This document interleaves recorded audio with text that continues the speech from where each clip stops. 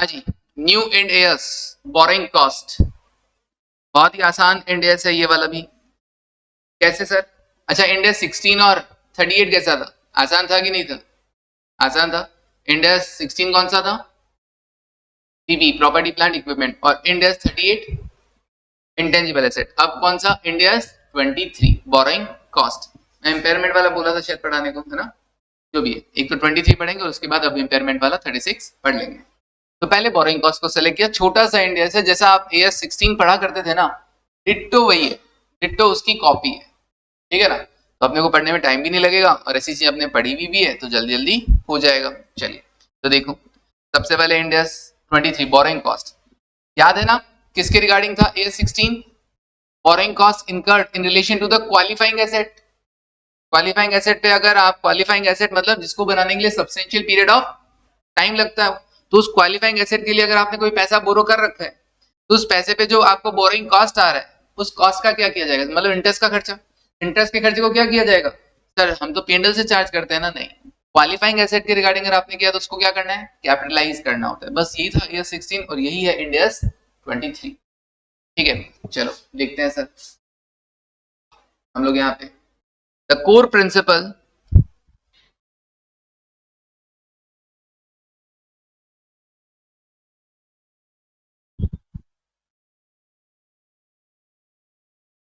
The core principle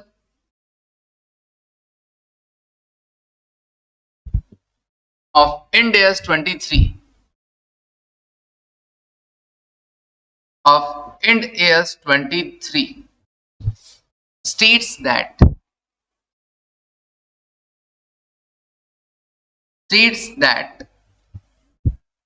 क्या कहता है सर ये? First, borrowing cost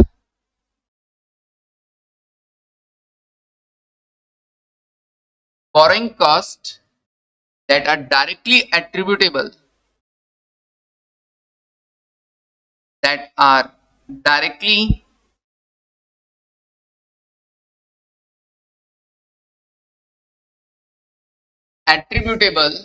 to the याद अपन पढ़ते थे एसीपी, एक्विजिशन कंस्ट्रक्शन और प्रोडक्शन, कुछ याद आ रहा है इंटर का? ACP, okay, directly attributable to the acquisition,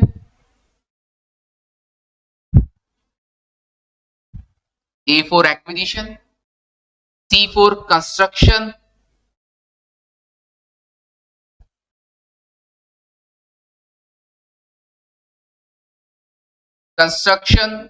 और production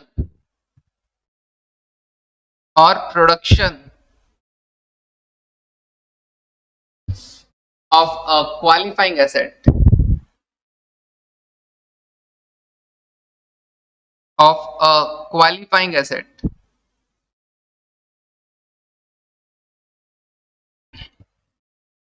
are included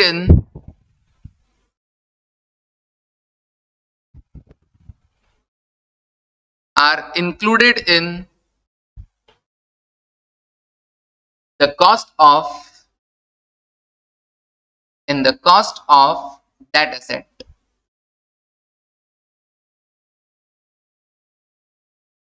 That is capitalized. Sir क्या बोल रही है ये लाइन? क्या क्या टर्म्स यूज हुए? बोरिंग कॉस्ट, बोरिंग कॉस्ट से मतलब क्या होगा सर हमारा? बोरिंग कॉस्ट से एक तो मतलब है कि सिंपली इंटरेस्ट, लोन लिया है तो इंटरेस्ट देना पड़ेगा, डिवेंचर्स से पैसा रेज किया तो इंटरेस्ट देना पड़ेगा, कोई बॉन्ड वगैरह इशू किया तो इंटरेस्ट वगैरह देना पड़ेगा। दूसरा हमारा क्या पर्पज होता है बोरिंग कॉस्ट से, कि जैसे मैंने कोई डिवेंचर्स थे वो इश्यू किए, वो कैसे इश्यू किए? मैंने 100 रुपए वाला डिवेंचर कितने पे इशू किया? 90 पे, 90 पे।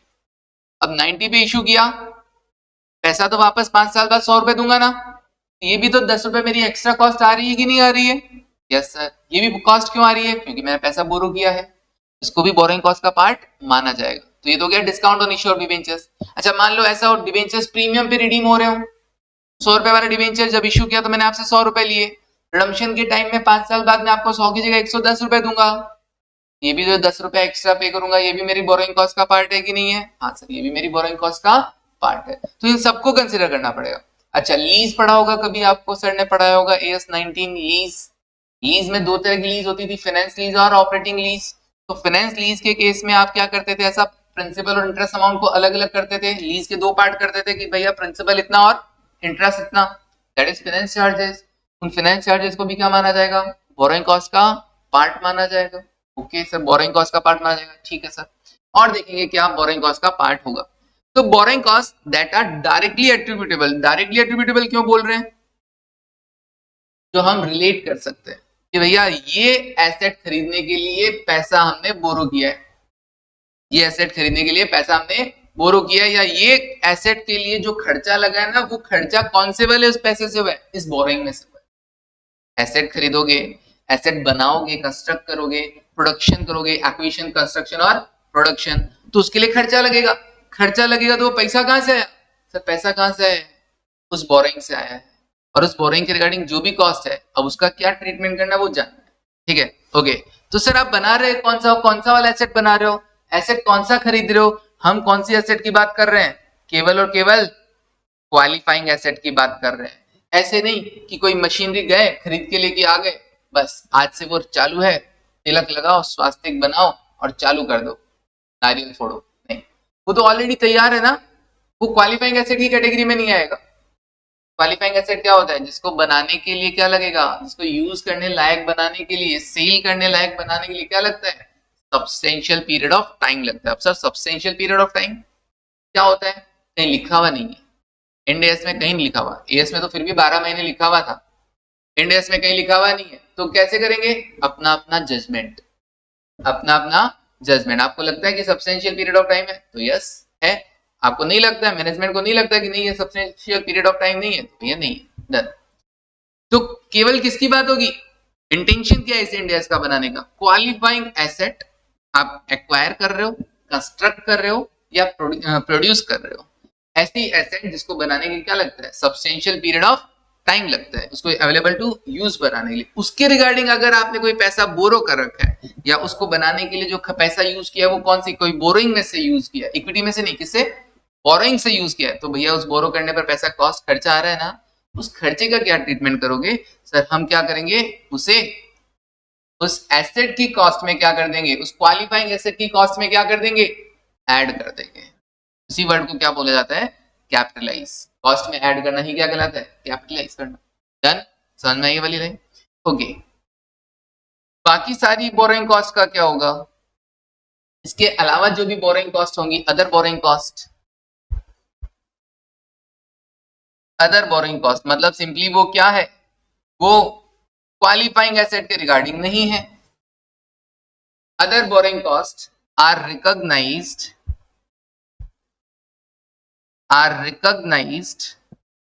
as an expense,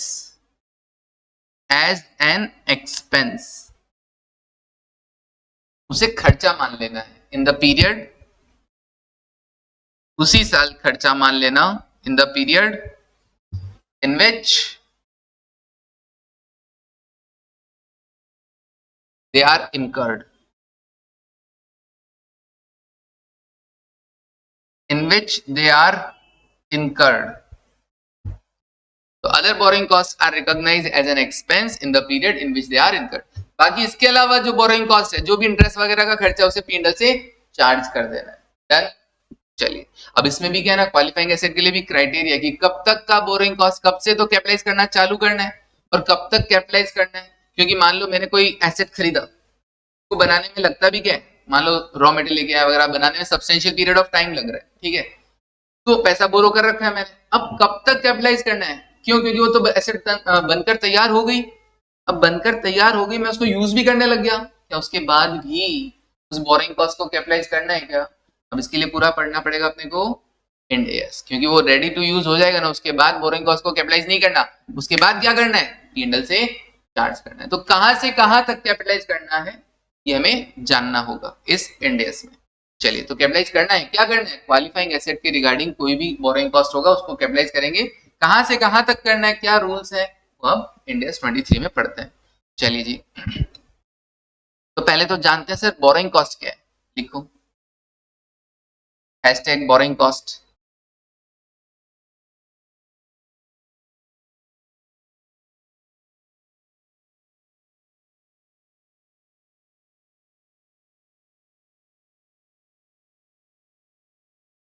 borrowing cost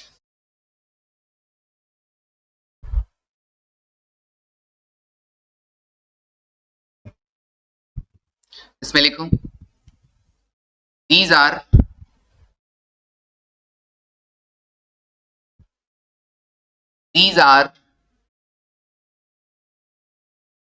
interest and other cost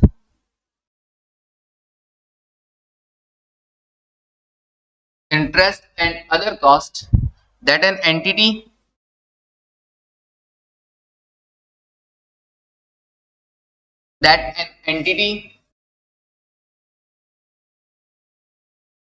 incurs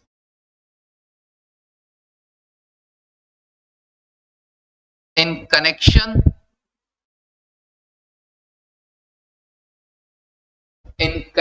with the borrowing,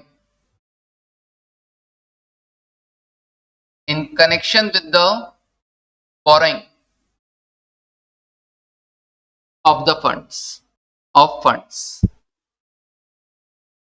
okay, so these are interest sir borrowing cost में पहला नाम तो इंटरेस्ट हो गई होगा एंड अदर कॉस्ट कौन सी that an entity incur in connection with the borrowing of the fund, मतलब पैसा बोरो करने के रिगार्डिंग मुझे जो भी एंसिलरी कॉस्ट आ रहा है, सीए से रिपोर्ट बनवाई, प्रोजेक्ट रिपोर्ट वगैरह, ये सब जो खर्चे आ रहे हैं वो सब बोरिंग कॉस्ट का पार्ट होंगे।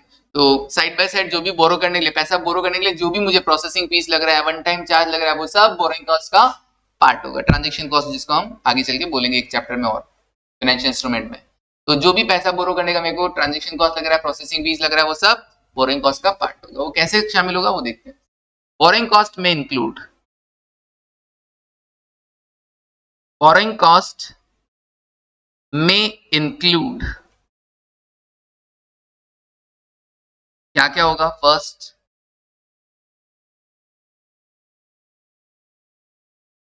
Interest expense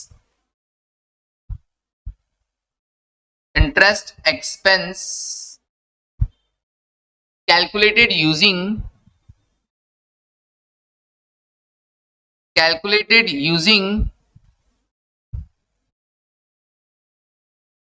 the effective interest rate method, the effective interest rate बोले तो EIR मेथड। सर ये EIR क्या है? वैसे तो ये अपने को पूरा अपन में पक्का पढ़ाऊंगा, अभी इस चैप्टर में नहीं पढ़ाऊंगा EIR, फाइनेंशियल इंस्ट्रूमेंट वाले चैप्टर में पढ़ाऊंगा। किसमें? फाइनेंशियल इंस्ट्रूमेंट के चैप्टर में पढ़ाऊंगा। सर फाइनेंशियल इंस्ट्रूमेंट में क्या होगा? उसमें हम जानेंगे कि हमारी फाइनेंशियल एसेट क्या है, हमारी फाइनेंशियल लायबिलिटीज क्या है, और इक्विटी के बारे में जानेंगे।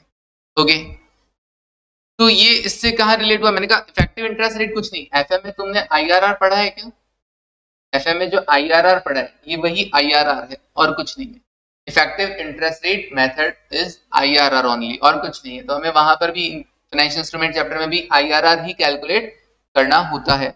सर IRR कैसे? मैंने कहा सुनो, जैसे मैं तुमको बोल रहा हूँ ना, लिखने का जरूरत नहीं है। मान लो जैसे मैं तुमको बोल रहा हूँ कि आज डिवेंचर इशू किए कितने रुपए के? 100 रुपए के। अब हर साल क्या जाएगा उस पे? मान लो 3 साल का डिवेंचर है, हर साल उस पे क्या जाएगा? सर हर साल उस पे है ना आउटफ्लो। ये तो क्या हो गया? इनफ्लो हो गया तुम्हारे लिए। उस पे हर साल तुम्हारा आउटफ्लो कितना रहने वाला है?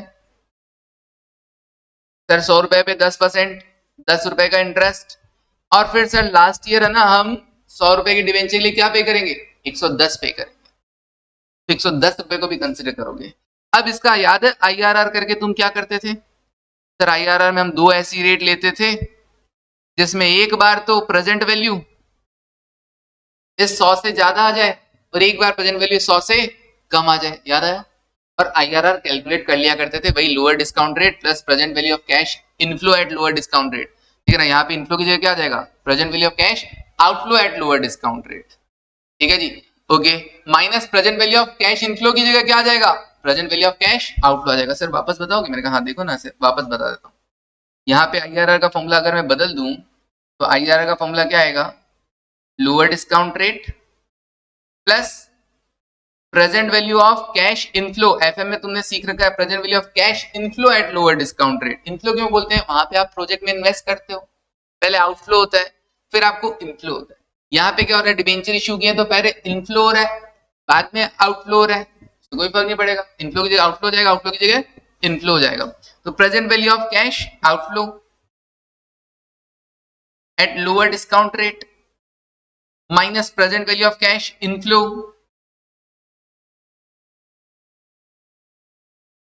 Whole divided by present value of cash outflow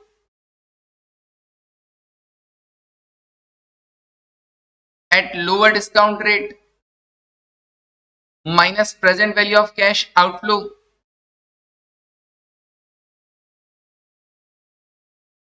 at higher discount rate into higher discount rate minus lower discount rate। पढ़ा है ना एफएम के अंदर सबने, बिल्कुल सर। और अगर नहीं पढ़ा हुआ कोई बात नहीं, हमारे फाइनेंशियल इंस्ट्रूमेंट चैप्टर में बार बार आएगा, टेंशन नहीं, वहां पे फिर पढ़ लेंगे। तो यहाँ पे इंटरेस्ट का खर्चा कैसे बुक किया जाएगा, हमको ये इफेक्टिव इंटरेस्ट रेट निकालना होगा और इस इफेक्टिव इंटरेस्ट रेट से हर साल खर्चा बुक किया जाएगा। ये पूरा डिटेल स्टडी आपको कहाँ मिलेगा पढ़ने को, फाइनेंशियल इंस्ट्रूमेंट। नहीं मिलेगा इस चैप्टर में, नहीं, तो बस याद कर लेना, ठीक है ना। इंटरेस्ट एक्सपेंस एज पर वो भी कैसा, as per EIR method. Effective rate आएगा, अभी देखो एक बात बताओ, 100 रुपए पे 10% दे रहे हो ना, समझना, वापस बता देता हूँ। 100 रुपए पे 10% दे रहे हो ना, 100 का 10% कितना होता है, 10 रुपया होता है, ठीक है ना। ओके, वेरी गुड, ठीक है। अब तो ये तो 10% तो सिर्फ दिखाने का, इफेक्टिव रेट कितना आएगा, अगर आप देखो इफेक्टिव रेट कितना आएगा सर, 10% का कॉस्ट अगर हम 110 देंगे तो ज्यादा ही होगी ना। अच्छा एक काम करो, 10% से पी फैक्टर बताओ, 0.909, 0.826, 0.751, ओके मल्टीप्लाई करना, 90.9, 82.6 और 120 को करना 0.751 से मल्टीप्लाई।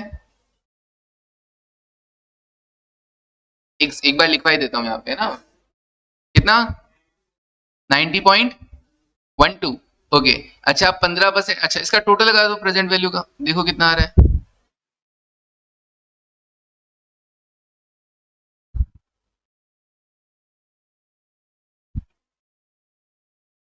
कितना,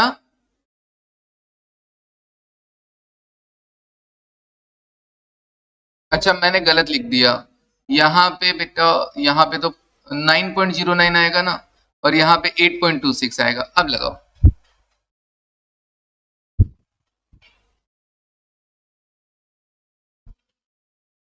107.47, ओके 47, ये लो जी। क्या 100 से ज्यादा आ रहा है ये, हाँ सर ये 100 से ज्यादा है, तो एक ऐसी रेट चाहिए ना जिसमें 100 से कम हो। ओके वो 15% ले लेते हैं, रेट को बढ़ाएंगे तो प्रेजेंट वैल्यू कम आ जाएगा ना। अच्छा 15% से डिस्काउंटिंग रेट बताना, 1 डिवाइड बाय 1.15, 0.870, 756, 658, मल्टीप्लाई कर दो जरा, ये 8.7, ये 7.56 और लास्ट वाला 120 इंटू 0.658,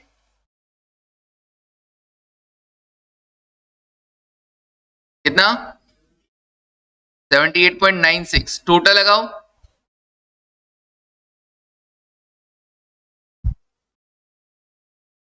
95.22, ओके जी 95.22। अच्छा जी दो रेट मिल गई ना, एक बार 100 से ज्यादा और एक बार 100 से कम आ गया, बिल्कुल सर आ गया।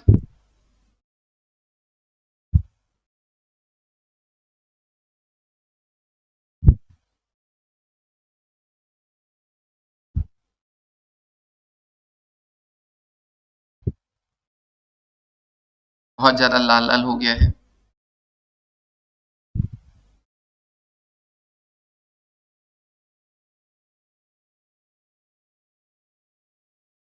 ओके ठीक है जी।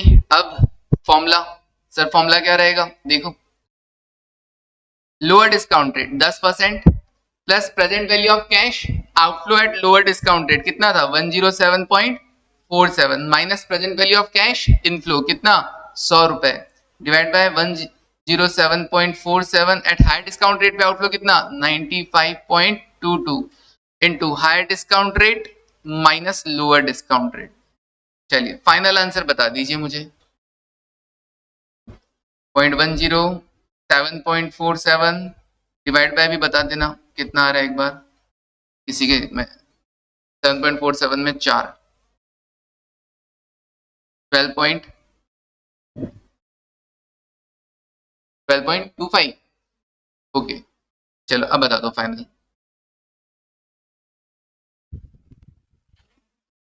कितना 13.05% ओके। तो इफेक्टिव इंटरेस्ट रेट इस तरीके से कैलकुलेट किया जाएगा किसमें फाइनेंशियल इंस्ट्रूमेंट चैप्टर में भी ठीक है ना पूरा भरा पड़ा है इसी के अंदर। अभी अपने काम ज्यादा नहीं आएगा बट फिर भी मैंने बता दिया कि इफेक्टिव इंटरेस्ट रेट होता है क्या सिंपली आईआरआर ठीक है ना। आप लिख सकते हैं भले ही आप अगर एग्जांपल लिखना चाहें तो एग्जांपल लिख सकते हैं वरना लिख दें simply it is simply IRR it is simply IRR okay. Example लिख रहे हो क्या नहीं ना इट इज सिंपली आईआरआर मुझे पता था नहीं लिखोगे okay it is simply IRR कोई बात नहीं अभी इतना ही रखना अपने नोट्स में टेंशन नहीं लेने का। तो अभी समझ गए ना आईआरआर ये और कुछ नहीं है हाँ जी सिर्फ आईआरआर तो इंटरेस्ट अच्छा और इसी इंटरेस्ट रेट 13.01 ये इफेक्टिव इंटरेस्ट रेट है इसी से बोरोइंग कॉस्ट को कैपिटलाइज किया जाएगा 10% यूज नहीं किया जाएगा क्या किया जाएगा ये वाला 13.05% ओके कैसे होगा वो सब देखेंगे धीरे धीरे। चलिए सर मैंने बोला ना इंटरेस्ट से फाइनल में अकाउंटिंग बदल गई है देते हैं 10%। पहले तो इंटर में क्या करते थे ऐसा डिवेंचर इंटरेस्ट अकाउंट डेबिट क्या करते थे तुम लोग 10 जारी करते थे मान लो ये 100 पे है तो 10 रुपए करते थे ना अभी अपने अकाउंटिंग बदल गई अब अपन क्या करेंगे पता है 100 पे 13% रिकॉर्ड करेंगे क्यों क्योंकि हम बोलेंगे debenture is a financial liability financial instrument chapter की बता रहा हूँ debenture is a financial liability और इस फाइनेंशियल लायबिलिटी पे आप क्या करोगे ऐसे इफेक्टिव इंटरेस्ट रेट बुक करोगे और उससे खर्चा बुक किया जाएगा एक्रूअल बेसिस पे पेमेंट 10 ही किया जाएगा लेकिन खर्चा बुक 13 से किया जाएगा। रीजन पता है क्यों बढ़ा इंटरेस्ट रेट क्योंकि 100 की जगह थर्ड ईयर में हम क्या दे रहे हैं तो 10 दे रहे हैं तो इफेक्टिवली कॉस्ट बढ़ जाएगा कि नहीं बढ़ जाएगा हाँ सर इफेक्टिवली कॉस्ट बढ़ जाएगा।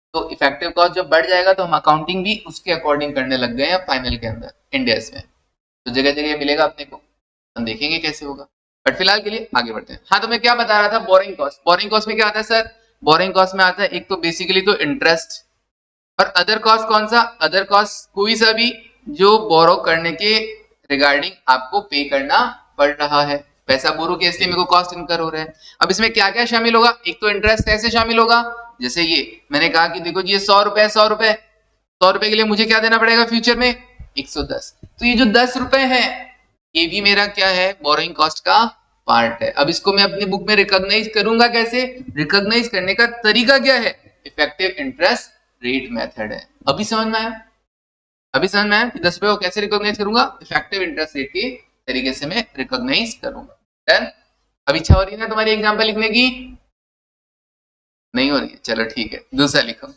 दूसरा point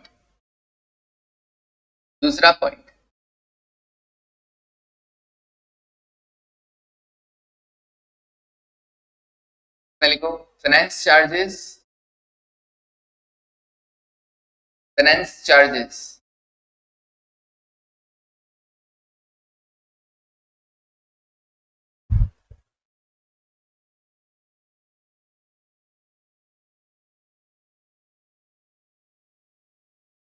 on finance lease finance charges on finance lease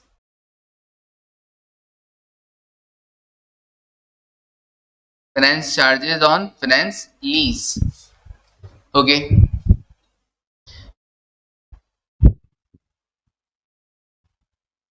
और फाइनेंस लीज इसके लिए इंडेक्स आपका आएगा 116 पढ़ना है सर हमको हाँ एज पर इंड एस 116।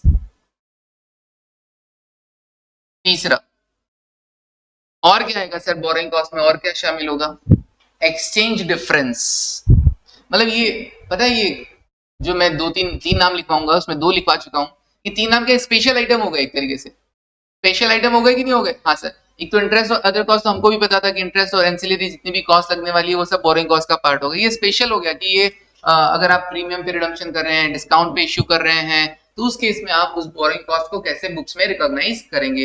या finance charges, finance lease, asset आपने फाइनेंस लीज पे ले रखा है मान लो, तो कोई एसेट आपने यूज कर रहे हो, किसी क्वालिफाइंग एसेट को बनाने के लिए कोई एसेट ऐसा यूज कर रहे हो ना जो फाइनेंस लीज हो, तो फाइनेंसिंग जो चार्जेस लगेंगे वो भी क्या होगा, उस पे जो फाइनेंसिंग चार्जेस आ रहे हैं वो भी हमारी बोरोइंग कॉस्ट का पार्ट बनेगा। ओके, चलिए।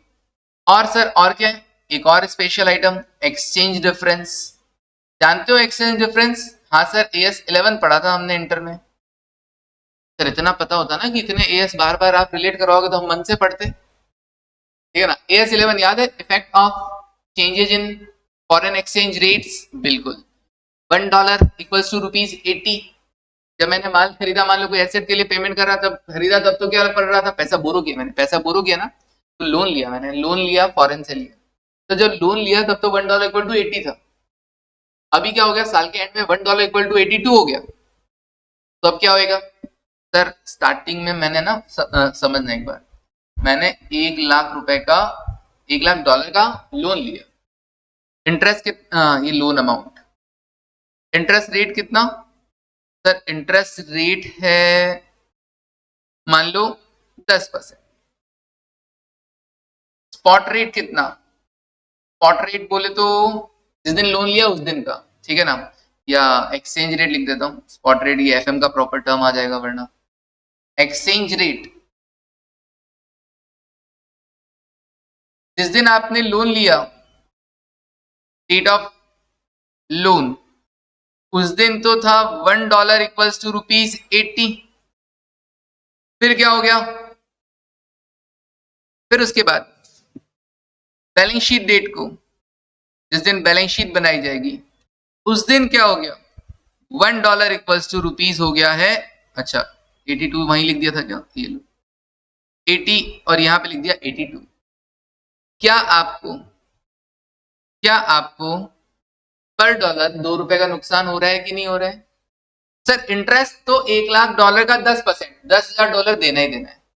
वो $10,000 मेरे को डॉलर देना होगा, तो मेरे को, मेरे पास पॉकेट में डॉलर छोड़ना होता है। मैं क्या करूंगा, बैंक के पास या मनी एक्सचेंजर के पास जाऊंगा और उसको 82 रुपीज दूंगा और वो मुझे $1 दे देगा। तो $10,000 का पेमेंट करना है, वो तो करना ही करना है, वो तो बोरिंग कॉस्ट है ही। $10,000 इंटू 82, वो तो बोरिंग कॉस्ट है ही, उसको तो कैपिटलाइज करना ही है क्वालिफाइंग एसेट के रिगार्डिंग हो तो। Plus exchange loss, exchange loss कौन सा, ये $1 लाख का लोन भी तो है, 5 साल बाद तुम उसको पेमेंट करोगे, लेकिन इस साल के एंड में तुम देखोगे क्या, सर लिया था तब तो $1.80 था, लिया था तब तो $1 इक्वल टू 80 था, मतलब मैंने $1 लाख लिया होगा, तो $1 लाख को $80 के हिसाब से कन्वर्ट करवाया होगा तो 80 लाख मिले होंगे। लेकिन अभी पेमेंट करना आज पड़ा तो मेरे को $82 लाख का पेमेंट करना पड़ेगा कि नहीं करना पड़ेगा? $2 लाख एक्स्ट्रा देना पड़ेगा ना। एक्सचेंज लॉस है कि नहीं है? इस एक्सचेंज लॉस का भी कुछ पोर्शन आप कैपिटलाइज कर सकते हो। इस एक्सचेंज लॉस का भी कुछ पोर्शन आप क्या कर सकते हो, कैपिटलाइज कर सकते हो। डिपेंड करेगा, हम क्वेश्चन करेंगे उसमें बताऊंगा, डिपेंड करेगा कि कुछ प्रोसेस है कि भाई इंडिया में बोरो करते तो कितना पड़ता, बाहर बोरो किया तो कितना पड़ा। तो अगर इंडिया में बोरो करते तो एक्स्ट्रा कॉस्ट पड़ता ना, तुम बाहर से बोरो क्यों कर रहे हो, इंडिया से बोरो क्यों नहीं कर रहे? बाहर सस्ता मिल रहा होगा ना, तभी बाहर से बोरो कर रहे हो। तो हम कंपेयर करेंगे कि इंडिया में अगर तुम बोरो करते तुम तो तुमको कितना इंटरेस्ट कॉस्ट पड़ता, ठीक है ना, उसको वैल्यू को, और बाहर से जो तुमको इंटरेस्ट कॉस्ट पड़ रहा है उन दोनों के डिफरेंस अमाउंट को भी तुम कैपिटलाइज कर सकते हो। मतलब पर्पस क्या है, इंडिया में लोन लेते तो इतना इंटरेस्ट कॉस्ट आता ना, तो उतना वैल्यू तक तुम क्या कर सकते हो, कैपिटलाइज कर सकते हो। तो एक्सचेंज लॉस का वो पोर्शन देखेंगे, एक पोर्शन क्या किया जाएगा, आप कैपिटलाइज कर सकते हो। समझ में आएगा कुछ कुछ? हाँ सर, कर सकते हैं। तो एक्सचेंज डिफरेंस ये स्पेशल आइटम हो गया, इसको भी सीखना पड़ेगा विद एग्जांपल। तो exchange difference using, sorry, arising, exchange difference arising from foreign currency borrowing, from foreign currency borrowing।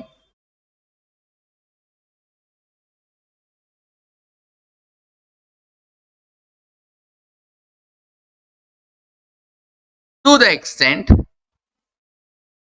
to the extent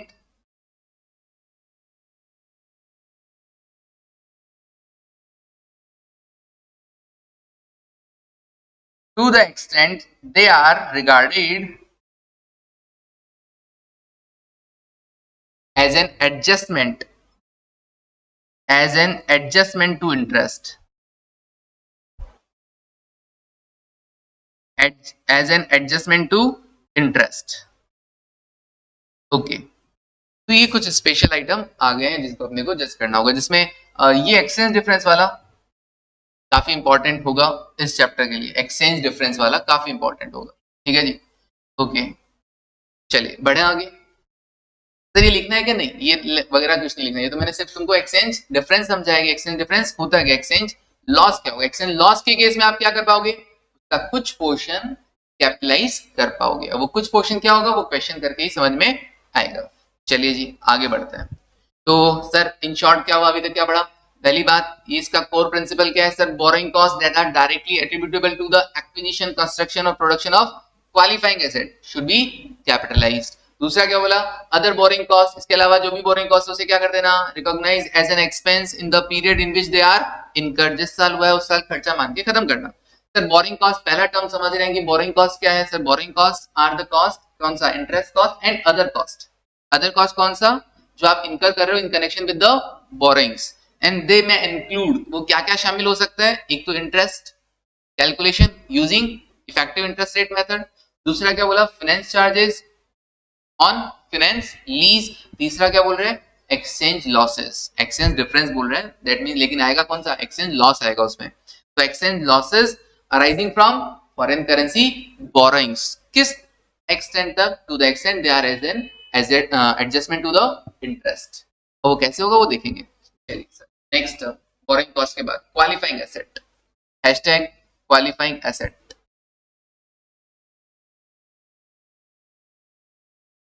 आपने ना इंटर में तो बहुत जल्दी पढ़ा दिया था ये बोरिंग कॉस्ट। हाँ बेटा, interest in other cost is the borrowing cost, ये तो इंटर में थे ना, अभी फाइनल में हो,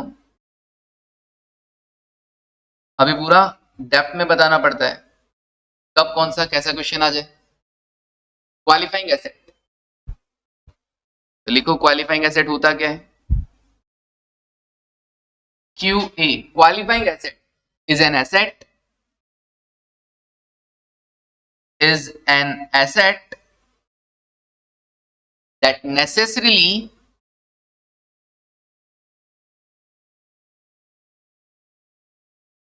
that necessarily takes a substantial period of time, substantial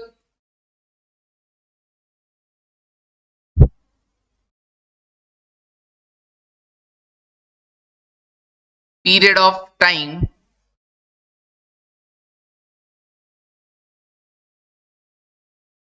to get ready for its intended use, for its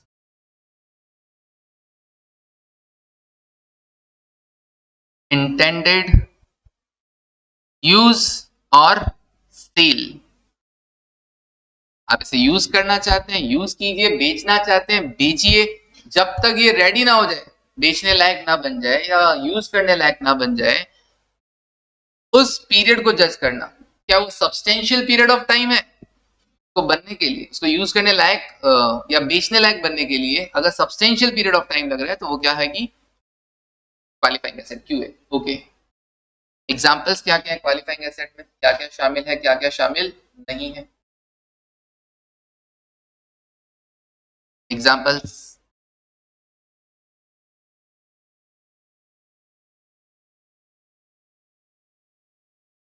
examples of QA, वो भी कब? Provided definition is met, provided definition is met, definition of QA is met, definition क्या, वही बात substantial period of time वाली। तो अगर substantial period of time हो रहा है वहां पे बनने में, आपका जजमेंट क्या कह रहा है, अगर बोल रहा है कि सब्सटेंशियल पीरियड ऑफ टाइम लग रहा है तो यस ये सब क्यूए हैं। क्या क्या है सर, पहला मैन्युफैक्चरिंग प्लांट्स,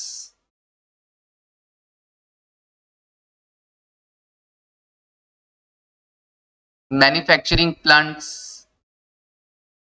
दूसरा power generation facilities,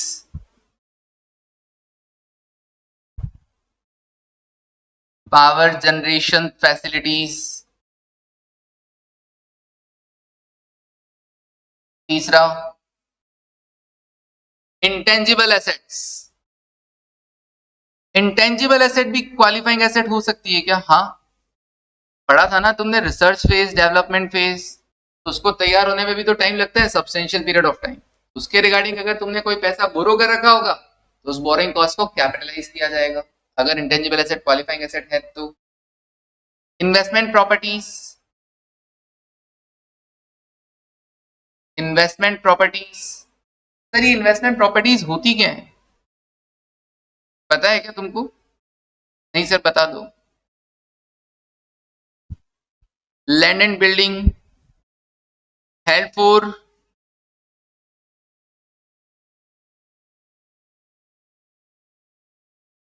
getting benefit of price appreciation only.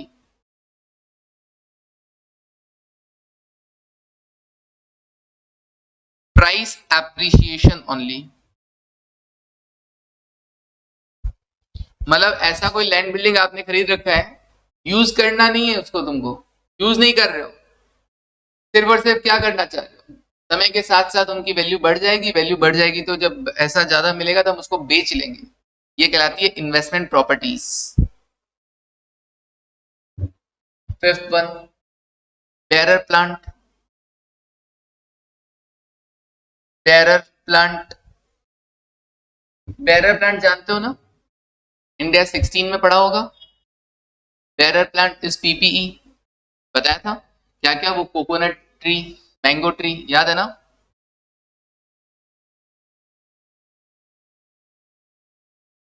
For example है ये कोकोनट ट्री और mango tree. Okay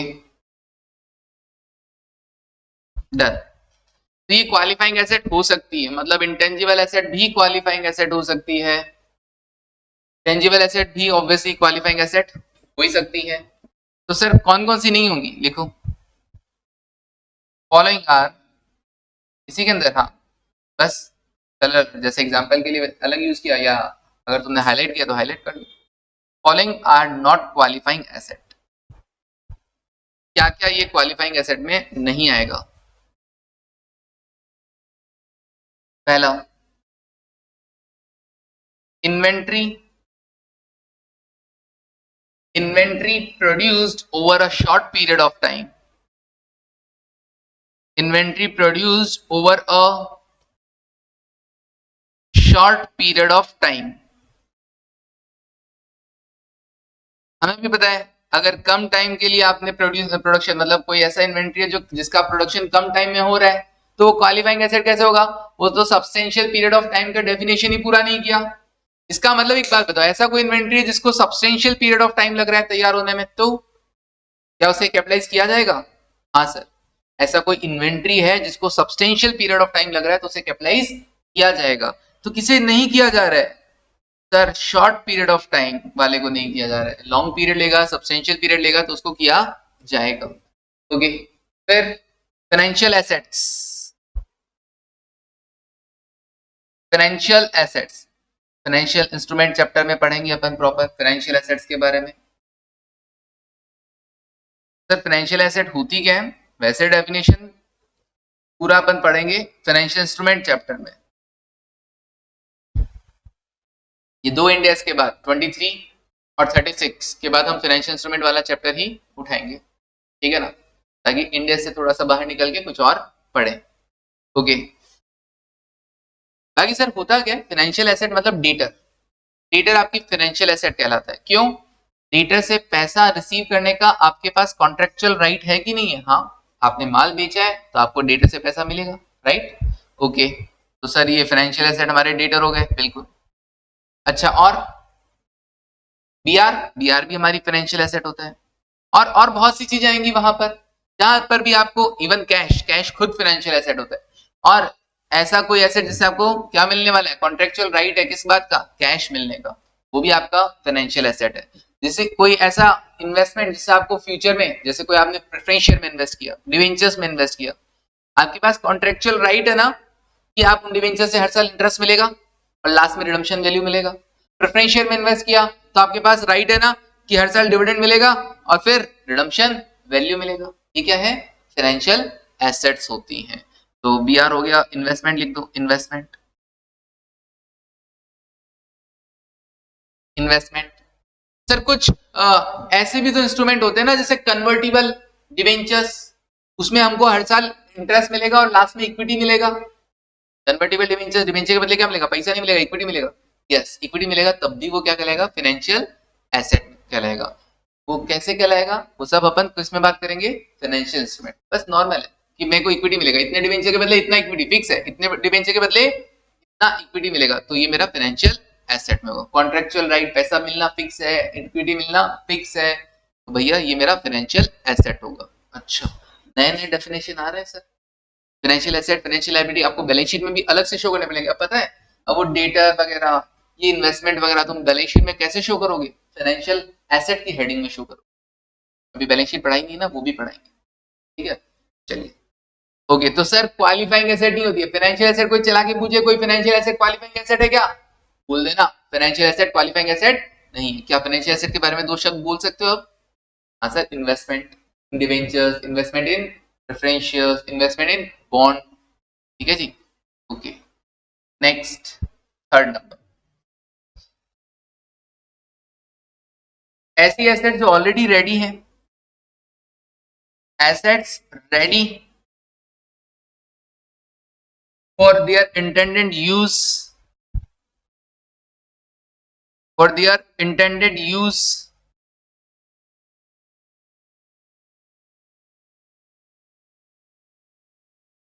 intended use और सेल व्हेन एक्वायर्ड। जब तुमने उनको एक्वायर किया, उस एसेट को एक्वायर किया, खरीदा, तो ऑलरेडी वो रेडी टू यूज है, ऑलरेडी वो सेल करने के लायक है, तो क्वालिफाइंग एसेट की डेफिनेशन में आएगा ही नहीं। क्योंकि क्वालिफाइंग एसेट क्या होता है, जिसको सब्सटेंशियल पीरियड ऑफ टाइम लगता है to get ready for use और सेल। ये तो तैयार है ऑलरेडी, तो उसके रिगार्डिंग भी अगर आपने कोई पैसा बोरो कर रखा है, उसको कैपिटलाइज नहीं करना है, क्योंकि ये क्वालिफाइंग एसेट की डेफिनेशन में ही नहीं आता है। फाइनेंशियल एसेट के रिगार्डिंग, इन्वेस्टमेंट करने के रिगार्डिंग तुमने कोई पैसा बोरो कर रखा है, तो उस बोरोइंग कॉस्ट को भी कैपिटलाइज नहीं करना है, एसेट की कॉस्ट का पार्ट नहीं मानना है। क्यों? क्योंकि फाइनेंशियल एसेट भी क्वालिफाइंग एसेट का पार्ट नहीं होता है। क्लियर है वाली चीज, समझ रहे हो ये सब क्यों लिखवाया जा रहा है? ओके, तो अभी हम क्वालिफाइंग एसेट के बारे में भी समझे और बोरोइंग कॉस्ट के बारे में भी समझे कि क्या क्या क्वालिफाइंग एसेट होते हैं, क्या क्या बोरोइंग कॉस्ट होता है। तो इन क्वालिफाइंग एसेट के रिगार्डिंग अगर कोई बोरोइंग कॉस्ट इनकर होता है तो उसे हमें कैपिटलाइज करना है। डन यहां तक? ओके सर, यहां तक तो हो गया है। डन, अब क्या करें सर?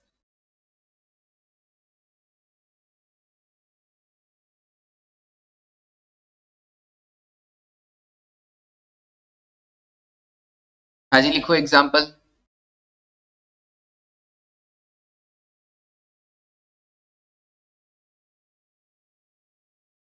एग्जाम्पल क्या?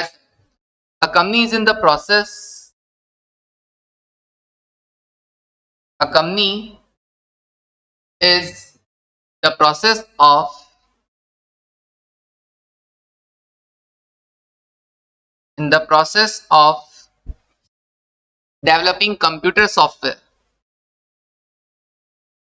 developing computer software। क्या कंप्यूटर सॉफ्टवेयर इंटेंजिबल एसेट है? हाँ या ना? क्या कंप्यूटर सॉफ्टवेयर इंटेंजिबल एसेट है? हाँ सर। क्या इंटेंजिबल एसेट क्वालिफाइंग एसेट हो सकता है? हो सकता है। बशर्ते substantial period of time लगे. A company is in the process of developing computer software. The asset has been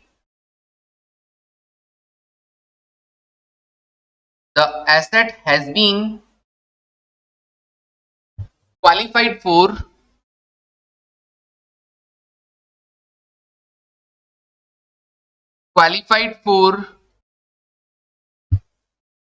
recognition purposes. Recognition purposes मतलब क्या बोलना चाह रहा है? क्वालिफाइड फॉर रिकॉग्निशन पर्पस मतलब इंटेंजिबल एसेट ने अपना डेवलपमेंट फेज चल रहा होगा इसका. रिकॉग्निशन पर्पस मतलब डेवलपमेंट फेज में आ गया है, अभी ये फिजिबल है.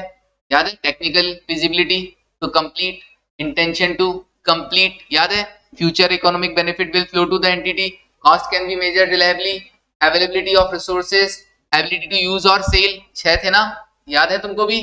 बिल्कुल सर. तो asset has been qualified for recognition criteria. Okay. however however the development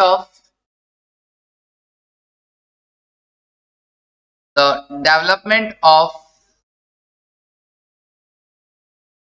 computer software development of computer software will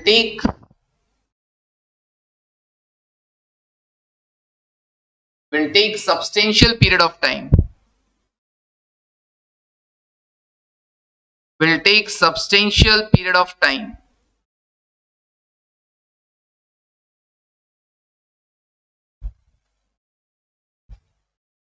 to complete. बस इतना सा लिखते तो हम समझ गए. सब्सटेंशियल पीरियड लग रहा है ना. इंटेंजिबल एसेट क्वालिफाइंग एसेट हो सकता है, और अगर इसको सब्सटेंशियल पीरियड ऑफ टाइम लग रहा है डेवलप होने में, इसका मतलब ये क्वालिफाइंग एसेट है.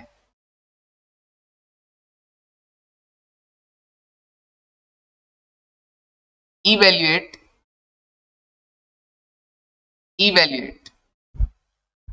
whether computer software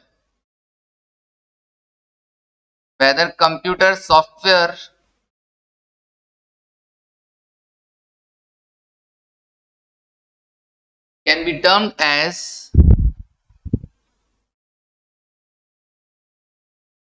be termed as qualifying asset, QA, under Ind AS 23. बोलो.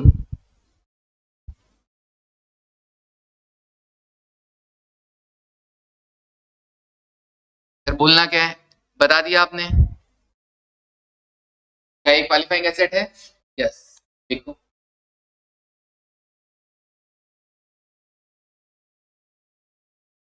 Solution. Yes. Full stop. An intangible asset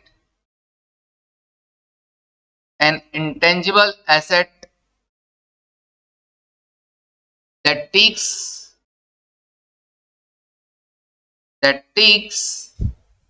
a substantial period of time, a substantial period of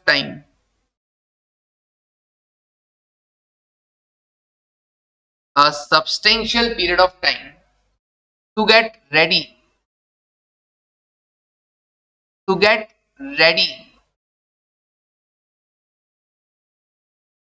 for its intended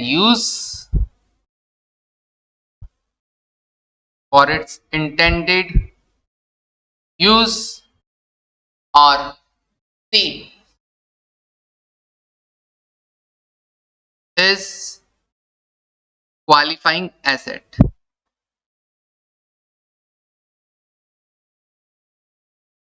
और ऐसा किस case में होगा? This would be the case for an internally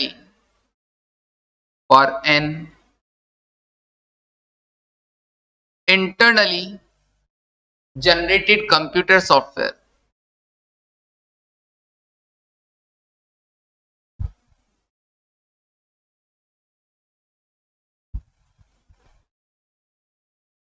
computer software in the development phase, in the development phase,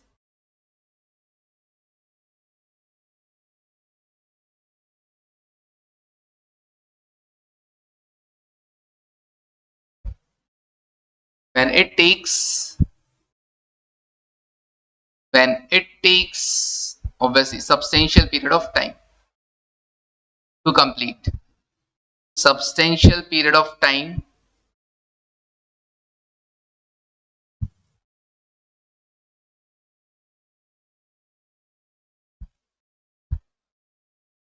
to complete. चलिए done है। एक qualifying asset के regarding बस मैंने लिखवा दिया कि क्या होता है क्वालिफाइंग एसेट का।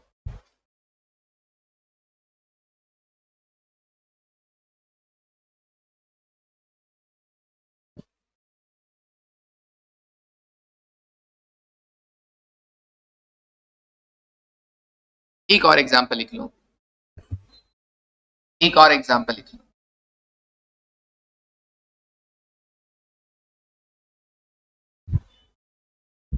A real estate company,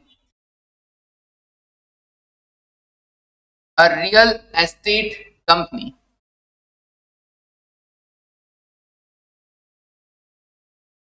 has incurred expenses, has incurred expenses for the acquisition of, for the acquisition of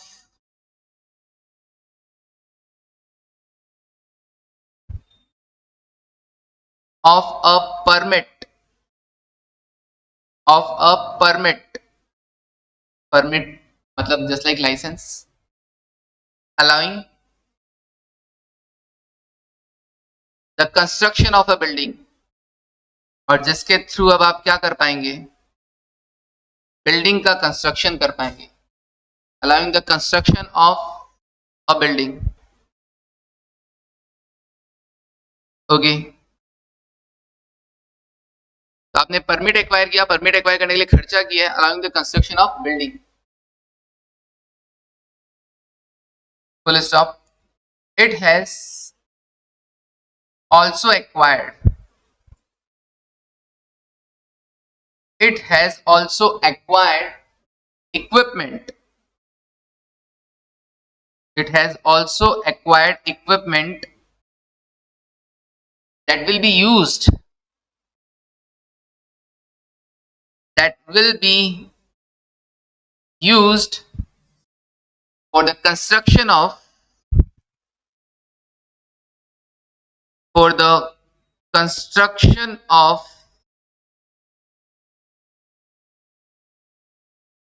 various building, for the construction of various building. अच्छा आपने एक इक्विपमेंट भी खरीदा, देखो एक परमिट खरीदा, परमिट के लिए पैसा खर्च किया, वो तो उस पर्टिकुलर बिल्डिंग को बनाने के लिए किया, लेकिन जब आप इक्विपमेंट का खर्चा कर रहे हैं, इक्विपमेंट खरीदा, क्या वो एक किसी पर्टिकुलर बिल्डिंग के लिए क्या, या एक से ज्यादा बिल्डिंग के लिए? फिर एक से ज्यादा बिल्डिंग के लिए, आगे भी बिल्डिंग में वो काम आता रहेगा, इक्विपमेंट किसी और बिल्डिंग को बनाएंगे तब भी वो काम आता रहेगा। तब इसने पूछा गया है examine, examine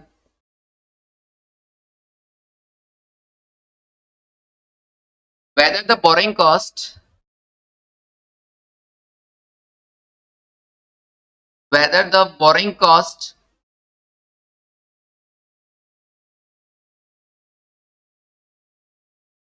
on the acquisition, on the acquisition of the permit, of the permit and the equipment, and the equipment be capitalized, be capitalized until the construction of building, until the construction of building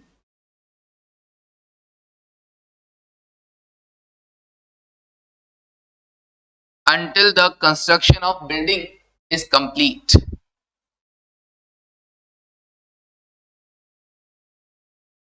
Is complete. देखो आप capitalise कब तक कर सकते हो? जब तक ACB पूरा नहीं हो जाता, जब तक एक्विजिशन कंस्ट्रक्शन प्रोडक्शन पूरा नहीं हो जाता, जब तक वो एसेट रेडी टू यूज नहीं हो जाती है, तब तक आप कैपिटलाइज कर सकते हो। इसलिए उसने बोला कि क्या आप बिल्डिंग बन रही है तब तक, जब तक कंस्ट्रक्शन पूरा नहीं हो जाता तब तक आप उस खर्चे को कैपिटलाइज कर लोगे क्या? किस खर्चे के रिगार्डिंग? बोरोइंग कॉस्ट को। क्या आप बोरोइंग कॉस्ट को कैपिटलाइज कर लोगे? या किस खर्चे के रिगार्डिंग? आपने पैसा बोरो क्यों किया? बोरोइंग कॉस्ट क्यों आ रहा है? आपने एक्वायर क्या किया? परमिट एक्वायर किया, और क्या एक्वायर किया? इक्विपमेंट एक्वायर किया, खर्चा किया ना। तो आपको पता करना है ना कि ये खर्चा डायरेक्टली एट्रीब्यूटेबल है कि नहीं है। तो क्या परमिट का खर्चा उस बिल्डिंग के लिए डायरेक्टली एट्रीब्यूटेबल है? क्या परमिट का खर्चा उस बिल्डिंग के लिए डायरेक्टली एट्रीब्यूटेबल है? हाँ, क्योंकि अगर वो परमिट नहीं लेता तो बिल्डिंग नहीं बना पाता।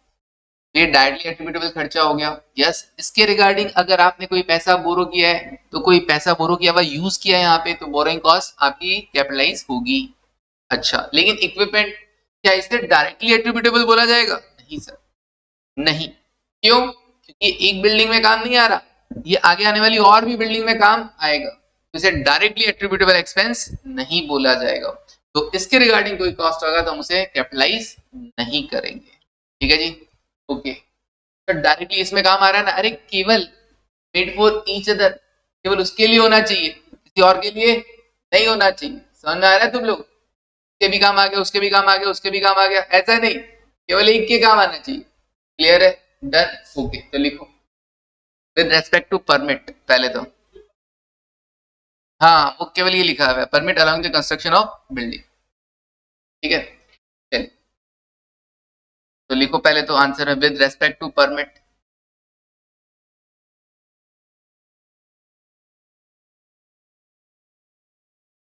विद रेस्पेक्ट टू परमिट, इसमें लिखो yes, yes, since permit is specific to one building, specific to one building।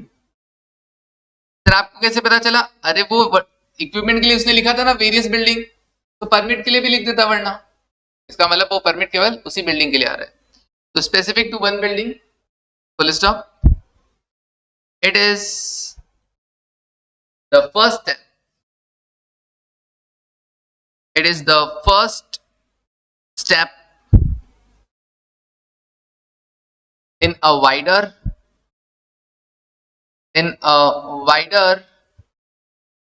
investment project, investment project.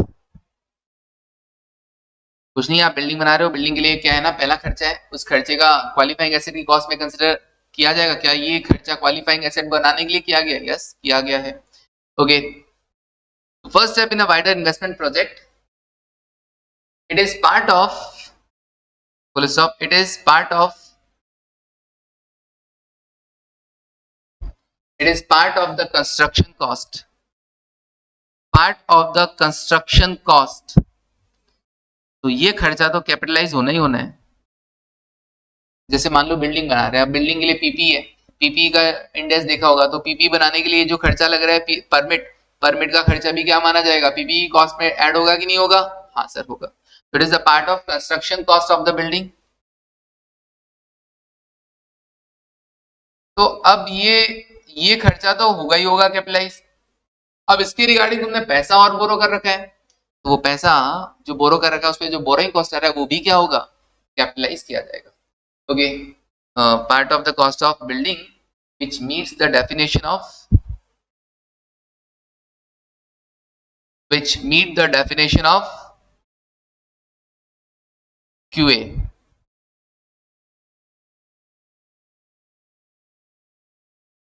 क्या बिल्डिंग क्वालिफाइंग एसेट होती है? हाँ सर, क्योंकि बिल्डिंग को बनने में सब्सटेंशियल पीरियड ऑफ टाइम लगता है कि नहीं लगता है? बिल्कुल।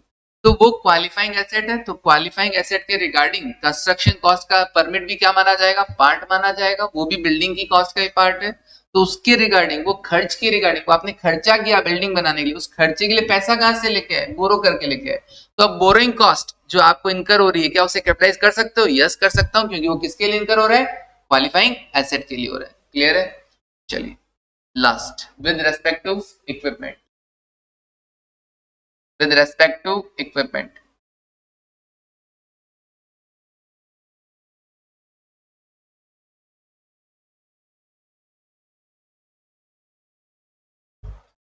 इसमें क्या होगा? लिखो नो, since the equipment, अपन इंडेक्स में भी तो 16 में भी पीपी में भी तो ये पढ़ते थे, directly attributable expenses are the part of the cost of the asset. हाँ पीपी पढ़ते थे ना। तो since the equipment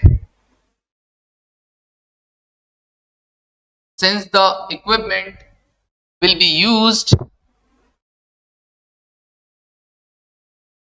used for other construction projects,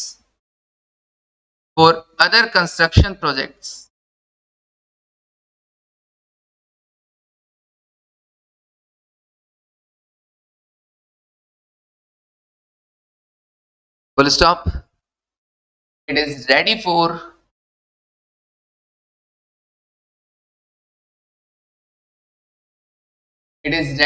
intended use.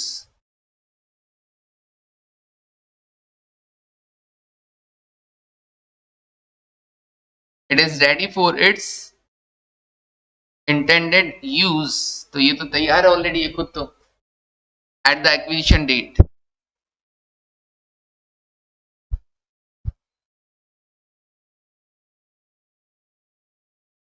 तो भैया ये तो तैयार है, hence it does not meet the definition of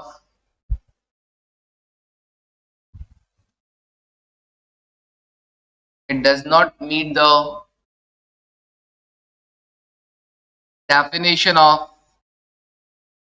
qualifying asset.